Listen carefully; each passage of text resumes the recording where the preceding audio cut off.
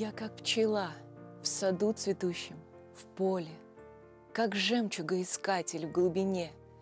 Тружусь, веду свой поиск, и все более родной язык волнует душу мне. Со сцены сказ и матери напевы для жизни он вобрал, а не для лжи. В нем колосятся праотцов посевы, в нем жив мой предок, правнук будет жив. К народам, братьям, с ним прийти я вправе, чтобы он звучал среди языков других. Кто низким вздумал бы язык наш ставить, сам невысок тот в помыслах своих. Чьим сыном без него назваться мне бы, чтобы общий подвиг с братьями вершить.